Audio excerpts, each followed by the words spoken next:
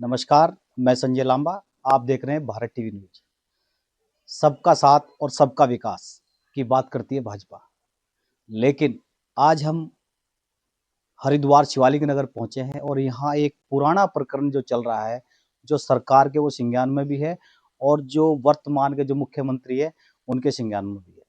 Ambedkar park को लेकर जो काफी समय से उठा रही मांग को लेकर लगातार सरकार से और प्रशासन तक सबको पता है, लेकिन अनुसूचित जाति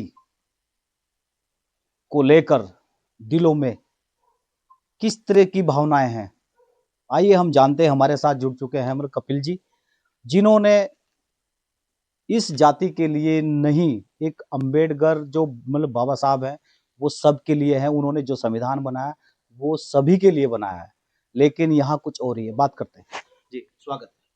आज अंबेडकर पार्क की जो बात है, अभी हमारे अध्यक्ष जी ने बताया आपको पूरा डिटेल में।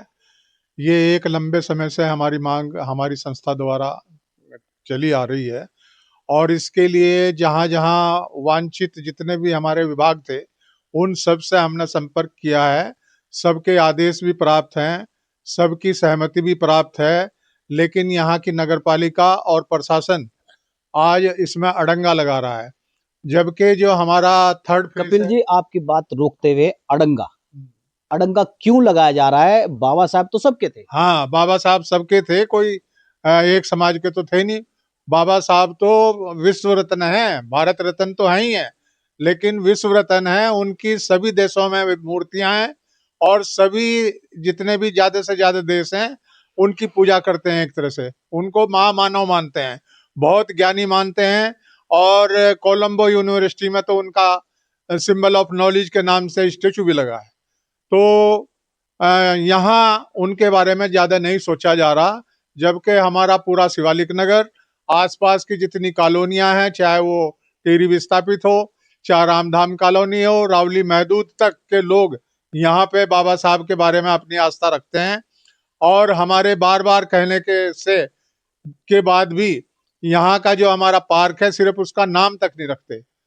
तो आपने देखा होगा हमारी जहाँ जहाँ छोटी छोटी बस्तियां भी हैं वहां भी किसी न किसी तरह से बाबा साहब की मूर्तियां हैं।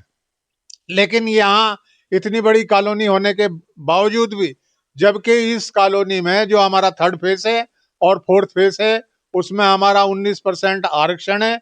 चूंकि ये सरकारी जमीन थी, उसमें बीएचएल कर्मचारियों की कल्याण के लिए ये शिवालिक नगर बना था, तो उसमें पूरी तरह से कागजों के अनुसार जो भी कॉन्स्टिट्यूशनल राइट्स थे हमारे और जो भी आरक्षण हमारा 19% था वो इसमें इम्प्लीमेंट किया गया सभी प्लॉट्स में।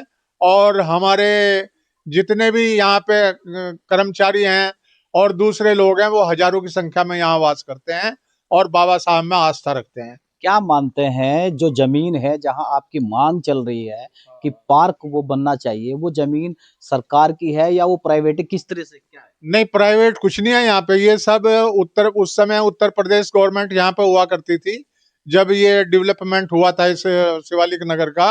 और आवास विकास परिषद के माध्यम से यहाँ पे विकास हुआ और ये प्लॉटिंग हुई और उसमें उत्तर प्रदेश गवर्नमेंट के जितने भी आरक्षण संबंधी प्रेसिडेंशियल डायरेक्टिव थे वो सब इम्प्लीमेंट करके हमारे सभी लोगों को इसमें प्लॉट मिले। जब प्लॉट में आरक्षण हो सकता है तो किसी पार्क में क्यों नहीं हो सकता? यहाँ पे सैकड़ों की संख्या में पार्क हैं, लेकिन एससी एसटी के नाम से बाबा साहब के में आस्था रखने वाले लोगों के लिए कोई भी इस तरह का पार्क नहीं है। तो क्या मानते हैं, भाजपा सरकार तो कहती है सबका साथ और सबका विकास और सबका विश्वास, इसको कैसे मानते हैं? ये सिर्फ वोट लेने का एक तरीका है। जितना भेदभाव और एससी एसटी के साथ यहाँ पे हो रहा है और शोषण हो रहा है वो किसी से छुपा नहीं है। जब भी कोई बात रखी जाती है, इतनी बड़ी आबादी में अगर एक छोटा सा पार्क यहाँ पे बाबा साहब के नाम पर बन जाता तो क्या जा रहा था? और सरकारी संपत्ति, सरकारी पैसा कोई किसी के उसका तो है नहीं। और जहां भी सरकार से संबंधित चाहे धन हो, धरती हो, संपत्ति हो, और अगर लगता है तो उसमें आरक्षण संबंधी जितने भी सरकारी दिशा निर्देश हैं उनको इम्प्लीमेंट करना बहुत आवश्यक होता है। अच्छा, क्या मानते हैं, अगर ये पार्क की मांग पूरी ना हुई तो सरकार के लिए क्या कुछ अनुसूचित समाज क्या कुछ करेगा? हम हो सकता है हमें कोर्ट में भी जाना पड़ जाए, चूंकि हमारे पास तथ्य हैं, हमारे पास पेपर्स हैं, आयोग के हैं, पार्लियामेंट के हैं, बीएचएल कारपोरेट ऑफिस के हैं, और यहाँ की जो मैनेजमेंट है प्रबंधिका, उसके भी आरक्षण संबंधी हमारे पास पेपर्स हैं। उनको लेके हम कोर्ट में भी जा सकते हैं और इनके खिलाफ कार्रवाई भी करवा सकते हैं। अच्छा, पार्क के नाम पे मतलब सीएम साहब ने कुछ पैसा भी दिया, लेकिन पार्क के नाम पर पैसा तो हो गया, नाम नहीं हुआ पार्क। हाँ, उसमें पार्सलिटी हुई हमारे साथ। क्या हुआ? 1,50,00,000 रुपए इस पार्क के पुनर्निर्माण में लगे हैं, जो हमारे लेटर हेड पे उसका पूरा डिटेल्स है, और हमारी मांग पे वो पैसा बजट में आया है, और लेकिन हमारे साथ ये पार्सलिटी हुई, एक तरह से भेदभाव हुआ है। तो किसने किया, किसने किया? ये यहाँ की प्रशासन और नगर पालिका ने किया। कौन है अध्यक्ष, कौन है? अध्यक्ष राजीव शर्मा जी हैं। अच्छा, उन्होंने किया। हाँ, उनकी जो बोर्ड बैठक थी, उसमें पिछली जो वार्ता थी आपके साथ हुई, अध्यक्ष जी ने आपको पूरा बता ही दिया कि दो बार बैठक हुई नगर पालिका की। पहली बैठक में मान लिया गया था, दूसरी बैठक में उसका जिक्र तक नहीं हुआ। तो आज जब आप मतलब डीएम से मिले हैं, क्या कुछ वार्ता हुई डीएम से मिले? डीएम साहब बस आश्वासन के अलावा और तो कुछ हुआ नहीं। आश्वासन? हाँ, बस आश्वासन ही रह जाता है, बाकी करता कोई नहीं। तो लास्ट क्या कुछ कहना चाहेंगे हमारे जो भी दर्शक ये वीडियो जो देख रहे हैं, उनके लिए क्या कुछ कहना चाहेंगे? हम तो यही कहना चाहेंगे कि भाई जो बाबा साहब को कोई हम SC ST तो लीडर वो हैं ही हैं, लेकिन वो पूरे देश के, पूरी दुनिया के लीडर हैं।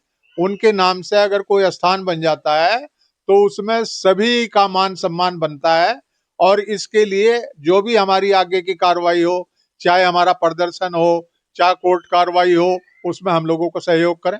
बिल्कुल। तो साथियों देखिए, ये प्रकरण बहुत समय से चल रहा है, और अनुसूचित समाज के लोग जो जागरूक होते हैं, वो ही इस तरीके की मतलब समाज की जो ये मतलब संपत्तियां हैं, उनको लेकर, बाबा साहब की जो मूर्ति को लेकर, पार्क को लेकर ये मामला चल रहा है।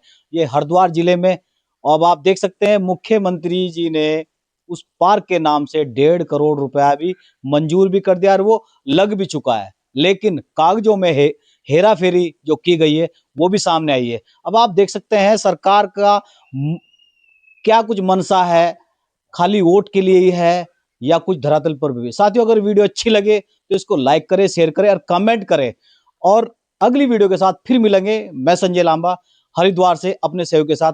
धन्यवाद।